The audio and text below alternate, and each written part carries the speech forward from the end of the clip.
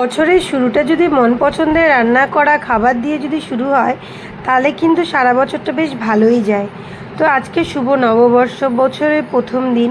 তো আমি সকাল সকাল চলে এসেছি রান্নাঘরে কিছু অন্য রকমের রান্না করব বলে, কারণ রোজই একঘেয়েমি রুটি তরকারি এগুলো খেয়ে থাকি।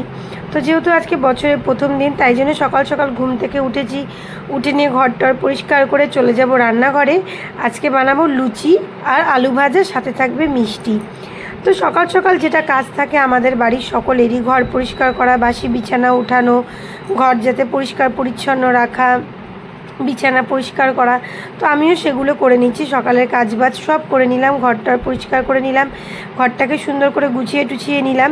ভেবেছিলাম একটা নতুন চাদর পাতবো, কিন্তু সময় হাতে খুব কম থাকার জন্য নতুন চাদরটা আর পাতা হলো না। আর এইখানে দেখো রিং লাইটটা থেকে থেকে ধুলা পড়ে গেছে, তাই আবার রিং লাইটটাকেও ধরে উঠিয়ে নিয়ে মুছে টুছে নিলাম, কারণ একটানা রিং লাইটটা এখানে থাকতে থাকতে ধুলা পড়ে গেছে।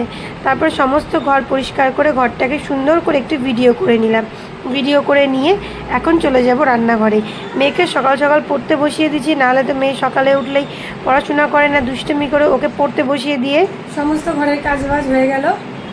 এবার যাচ্ছি সকালে খাওয়ার করতে। আজকে যেহেতু নতুন বছরের প্রথম দিন, ইচ্ছা আছে একটু লুচি করব। তো আটাটা মেখে রেখেছি, এখন যাই লুচিগুলো বানাতে। তো চলো লুচি বানাই, তারপরে আবার ব্লগটা ধীরে ধীরে এগিয়ে নিয়ে যাচ্ছি। চলো, এখানে মেয়েকে পড়তে বসিয়ে দিচ্ছি। এই যে মেয়ে পড়ছে, একা একাই পড়ছে। হাই করে দাও। হাতি নিয়ে আসছে ওর বাবা কালকে, ওর জন্য হাতি ওকে কালকে কিনে দিচ্ছে, মানে গিফট করছে আর কি। হাতি নিয়ে পড়তে বসে, কালকে হাতিটা আসার পর থেকে হাতি নিয়েই খেলা, হাতি নিয়েই খাচ্ছে, হাতি নিয়ে ঘুমাচ্ছে। পড়তে বসে হাতি নিয়েই বসছে। তো মেয়ে এখানে পড়াশোনা করুক, আমি চলে গেলাম রান্নাঘরে। ও পড়ুক, ও একা একাই পড়বে, আমি রান্নাগুলো করি। চলো, এদিকে মেয়ে পড়াশোনা করছে, আমি চলে আসলাম রান্নাঘরে। সমস্ত আটা মেখে টেখে রেখেছিলাম, লুচি করে রেখেছিলাম গুলি। এবার গুলিগুলোকে সব বেলে নিচ্ছি, বেলে নিয়ে লুচি ভাজা শুরু করব। আমি আবার একটা একটা করে লুচি ভাজতে পারি না, আমি একবারে সমস্ত গুলি করে নিই। গুলিগুলোকে সব বেলে নিলাম, বেলে নিয়ে চলে আসলাম লুচি বেলতে।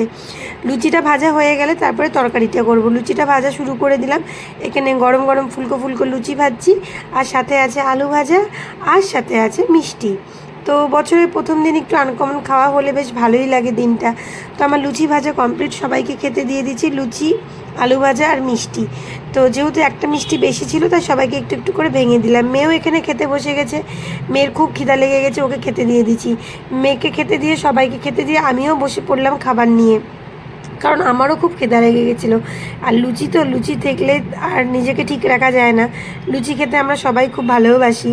তো যাই হোক, খেয়ে নিলাম আমি আর মেয়ে একসাথে এখানে, আর ওদিকে ওরা সবাই খেতে বসে গেছে। আর রান্না করলাম এখানে শোল মাছ এনেছিল, শোল মাছের আলু বেগুন দিয়ে ঝোল, আলু পোস্ত। আর ওদিকে করলাম মুগের ডাল, করলা ভাজা, পাঁপড় ভাজা। তো আলু পোস্তটাও প্রায় হয়ে এসেছে, এখন নামিয়ে নেব। মাছের ঝোলটা করলেই বেশ কমপ্লিট আজকের মতো রান্না। তো এই ছিল আমার নতুন বছরের রান্না, আর এই ছিল নতুন বছরের খাওয়া দাওয়া।